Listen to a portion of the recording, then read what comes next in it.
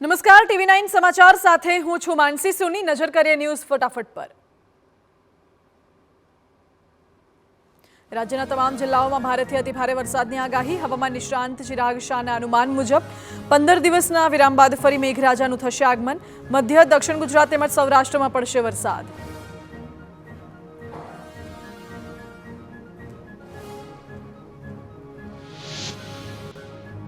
હવામાન વિભાગે આગામી 5 દિવસ રાજ્યમાં કરી વરસાદની આગાહી। દક્ષિણ ગુજરાત, ઉત્તર ગુજરાત, પૂર્વ મધ્યમાં ભારેથી અતિ ભારે વરસાદની વકી।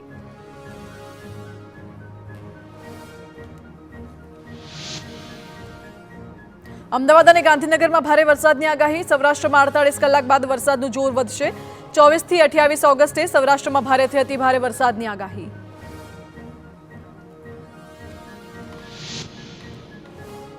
રાજ્યમાં વરસાદના વધુ એક રાઉન્ડની સંભાવના। હવામાન નિષ્ણાંત પરેશ ગોસ્વામીએ 3 દિવસ ભારે વરસાદની કરી આગાહી। અરબી સમુદ્ર અને બંગાળની ખાડીમાં 2 વરસાદી સિસ્ટમ સક્રિય થઈ। આગામી દિવસોમાં રાજ્યમાં પડી શકે છે ધોધમાર વરસાદ। ઓગસ્ટના છેલ્લા અઠવાડિયામાં ભારે વરસાદની શક્યતા। દક્ષિણ ગુજરાત અને સૌરાષ્ટ્રના કાંઠા વિસ્તારોમાં ધોધમાર વરસાદનું અનુમાન। ઉપરાંત કચ્છ, ઉત્તર ગુજરાત અને મધ્ય ગુજરાતમાં પણ ભારે વરસાદની સંભાવના।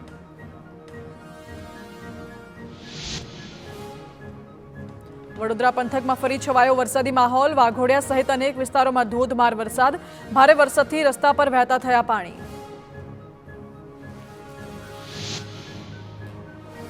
વડોદરાના શિનોરમાં વીજળીના કડાકા ભડાકા સાથે વરસાદ। શિનોરના ગ્રામ્ય વિસ્તારોમાં ધોધમાર વરસાદ। દામાપુરા, કંજેઠા, મોટા ફોફળિયા, શિમળી ગામમાં વરસાદી માહોલ।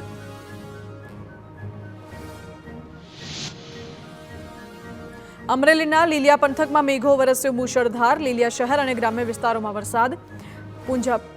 પુંજાપાદર, લોકી સહિતના ગ્રામ્ય વિસ્તારોમાં મેઘમહેર। લીલિયાની નાવલી નદીમાં પૂર આવ્યું।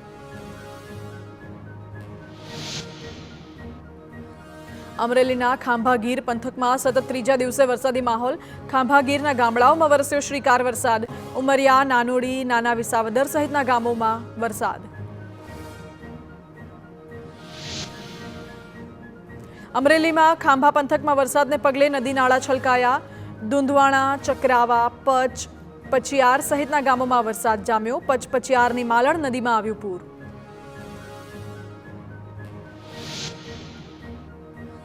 અમરેલી બાબરાના કરિયાણા રોડ પર આવેલો રામપરા ડેમ જર્જરિત હાલતમાં। ડેમના લીકેજ પાળામાંથી વહી રહ્યું છે મોટા પ્રમાણમાં પાણી। ચોમાસાની સિઝનમાં ડેમ ઓવરફ્લો થાય છે, પરંતુ લીકેજના કારણે નથી રહેતું ડેમમાં પાણી। પાટણ શહેરમાં વીજળીના કડાકા સાથે ધોધમાર વરસાદ। લાંબા સમયના વિરામ બાદ ધોધમાર વરસાદ। થોડા વરસાદમાં જ રોડ પર પાણી ફરી વળ્યા। રસ્તાઓ પર પાણી ભરાઈ રહેતા હાલાકી। અરવલ્લી જિલ્લામાં મન મૂકીને વરસ્યા મેઘરાજા। મોડાસા શહેર ઉપરાંત ગ્રામ્ય વિસ્તારોમાં મેઘરાજા મહેરબાન। ભારે પવન અને ગાજવીજ સાથે ધોધમાર વરસાદ વરસતા અનેક વિસ્તારોમાં ભરાયા પાણી। સુરેન્દ્રનગરના લખતર શહેર અને આજુબાજુમાં વરસાદ। લાંબા સમય બાદ વરસાદની રી એન્ટ્રી થઈ। વરસાદ પડતા ખેડૂતોમાં આનંદ। મુરઝાતા મોરને મળ્યો જીવનદાન। રસ્તાઓ પર જોવા મળ્યા પાણીના દ્રશ્યો।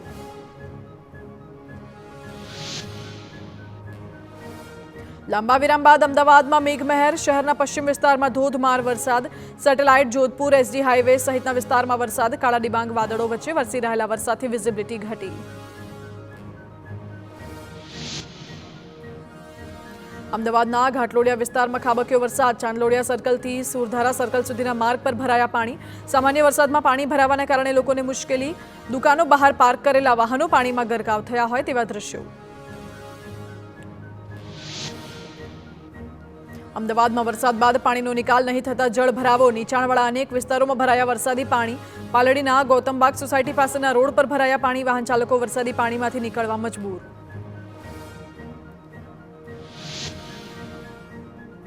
અમદાવાદમાં વરસાદના કારણે સામાન્ય જનજીવનને અસર પહોંચી। ઘાટલોડિયામાં પાણી ભરાવાના કારણે ઠેર ઠેર ટ્રાફિક જામ સર્જાયું। શાળાએથી છૂટેલા બાળકો અને તેમના વાલીઓ વરસાદ વચ્ચે ફસાયા। ટ્રાફિકમાં ફસાવાના કારણે લોકોને વરસાદમાં હાલાકી। અમદાવાદમાં ધોધમાર વરસાદ પડતા પાંજરાપોળ પાસે આવેલી ડેનિસ કોફી પાસે પાણી ભરાયા। રસ્તાઓ પર પાણી ભરાઈ જતા લોકોને બોટમાં બેસાડી બહાર કાઢવામાં આવ્યા।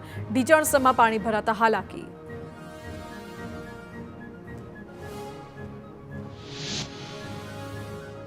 અમદાવાદના વિશાલા નારોલ હાઈવે પર વરસાદ વરસ્યો. વાતાવરણમાં આવેલા પલટા બાદ ધોધમાર વરસાદ ખાબક્યો. ભારે વરસાદના કારણે હાઈવે પર વિઝિબિલિટી ઘટી. અચાનક વરસેલા વરસાદના કારણે લોકો ભીંજાયા.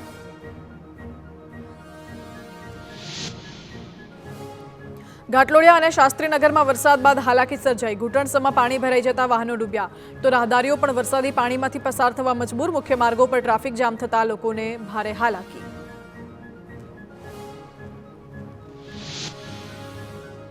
નારણપુરા એઈસી 4 રસ્તા પાસે ભરાયા પાણી. વરસાદના કારણે શહેરના માર્ગો ઉપર નદી જેવા દ્રશ્યો. 132 ફૂટ રિંગ રોડ પર વરસાદી પાણીના કારણે શહેરીજનો મુશ્કેલીમાં મુકાયા. મુખ્ય માર્ગ પર પાણી ભરાવાના કારણે વાહનો અધવચ્ચે અટવાયા. સુરતમાં મેટ્રોની કામગીરી દરમિયાન વધુ એક દુર્ઘટના સર્જાઈ. નાના વરાછા વિસ્તારમાં મોટી ક્રેન ધરાશાયી થતા અફરાતફરી. ક્રેન પડતા એક મકાનને મોટું નુકસાન. ફાયર વિભાગ, પોલીસ અને મેટ્રોની ટીમ ઘટના સ્થળે દોડી આવી.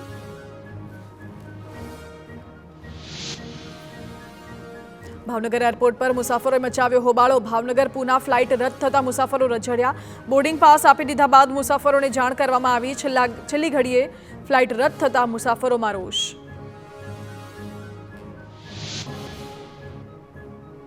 ગુજરાતથી જ્યોતિર્લિંગોના દર્શન માટે ગયેલા 400 યાત્રાળુઓ મુશ્કેલીમાં મુકાયા. ઉજ્જૈનમાં યાત્રીઓને ભોજન સહિતની સુવિધાઓ મુદ્દે થયા કડવા અનુભવ. 50,000 રૂપિયા ખર્ચવા છતાં સુવિધાનો સદંતર અભાવ હોવાનો આક્ષેપ. આઈઆરસીટીસીની વિશેષ ટ્રેન મારફતે જ્યોતિર્લિંગના દર્શનાર્થે નીકળ્યા છે યાત્રાળુઓ. રખડતા ઢોર અને બિસ્માર રસ્તા મુદ્દે હાઈકોર્ટે વ્યક્ત કરી નારાજગી. કોર્ટના તિરસ્કાર મુદ્દે ચાલી રહેલી અરજી મામલે હાઈકોર્ટે અધિક મુખ્ય સચિવ અને પ્રિન્સિપાલ સેક્રેટરીને મોકલ્યું સમન. બંને અધિકારીઓને 29 ઓગસ્ટે કોર્ટ સમક્ષ હાજર રહેવા આદેશ.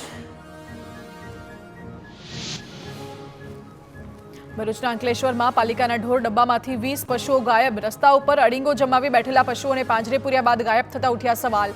સમગ્ર મામલે અંકલેશ્વર નગરપાલિકાએ પોલીસ સ્ટેશનમાં કરી ફરિયાદ. ઢોર ડબ્બામાંથી પશુઓ ગાયબ થયાનો મુદ્દો શહેરમાં ચર્ચાનું કેન્દ્ર બન્યો.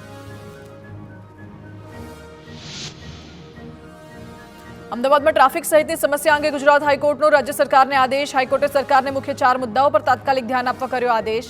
જે અધિકારી એફિડેવિટ કરે તેમણે રોડ પર જઈ અભ્યાસ કરવા આદેશ. અભ્યાસ બાદ જ એફિડેવિટ કરવી.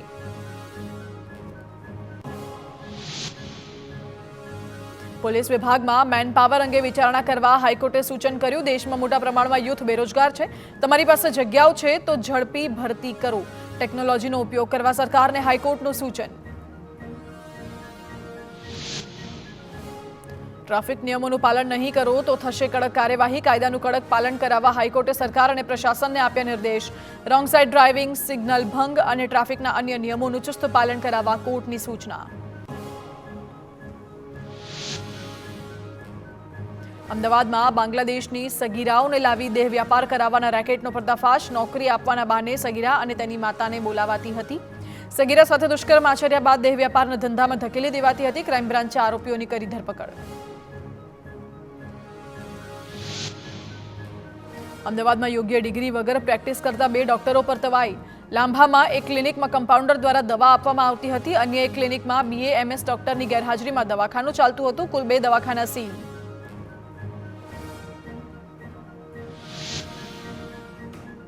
વલસાડના બિલપુડી ગામમાં ગ્રામજનોએ કરિયાણાના દુકાનમાં પાડ્યા દરોડા. દુકાનમાં એક્સપાયરી ડેટવાળો સામાન મળતો હોવાથી દરોડા.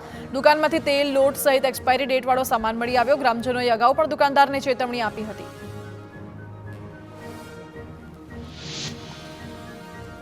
ખેડા જિલ્લામાં ભૂતિયા શિક્ષકો વિરુદ્ધ જિલ્લા શિક્ષણ વિભાગની કાર્યવાહી. જિલ્લા પ્રાથમિક શિક્ષણ અધિકારીએ 5 શિક્ષકોને કર્યા બરતરફ. અગાઉ 3 વખત ફટકારવામાં આવી હતી નોટિસ. અમદાવાદના કલાકાર વિજય સુવાળા સામે નોંધાઈ ફરિયાદ. ઓઢવ પોલીસ મથકે જમીન દલાલે નોંધાવી ફરિયાદ. સુવાળાના ભાઈ સહિત 30થી વધુ લોકો સામે નોંધાવ્યો ગુનો. જાનથી મારી નાખવાની ધમકી આપવાનો આરોપ. વર્ષ 2020થી ચાલી રહેલા બંદૂકના કારણે બબાલ થયાની આશંકા.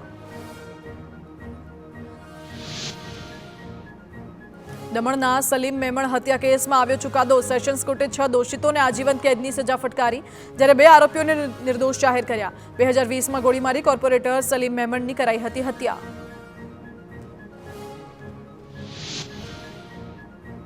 કોલકાતા દુષ્કર્મ કેસના વિરોધમાં વડોદરાના મહારાણી રાધિકા રાજે ગાયકવાડે મેદાનમાં આવ્યા.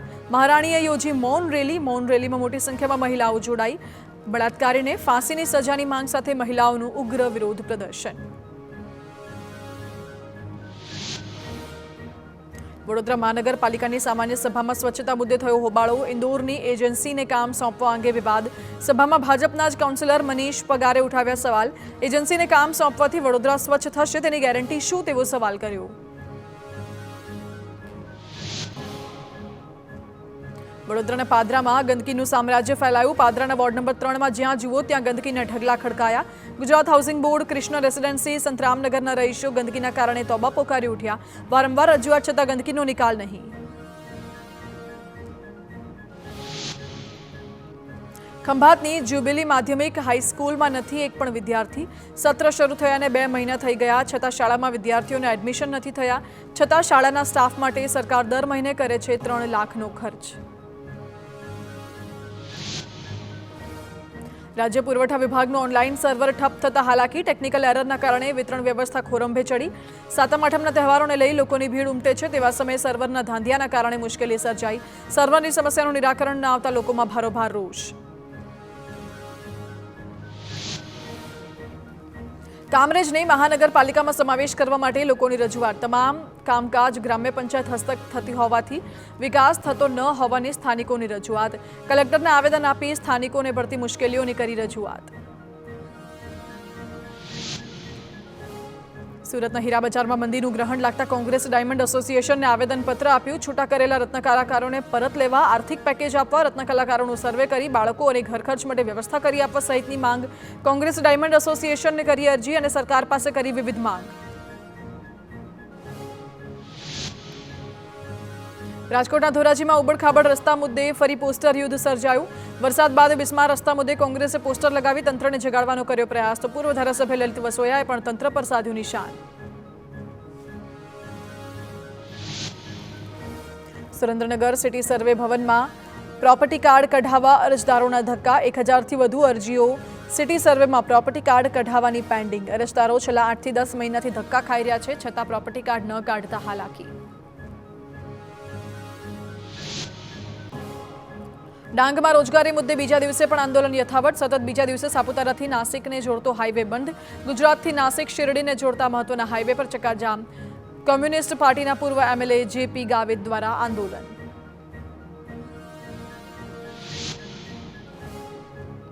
શક્તિપીઠ બહુચરાજીમાં નવીન મંદિરનું આજે ખાતમુહૂર્ત. સીએમ ભૂપેન્દ્ર પટેલના હસ્તે નવીન બહુચરાજી મંદિરનું ખાતમુહૂર્ત થશે. 86.1 ફૂટ ઊંચા નવીન બહુચરાજી મંદિરનું બપોરે ખાતમુહૂર્ત કરાશે. સોમનાથ, દ્વારકા અને પાવાગઢની જેમ 80 કરોડના ખર્ચે મંદિર નિર્માણ થકી વિકાસ થશે.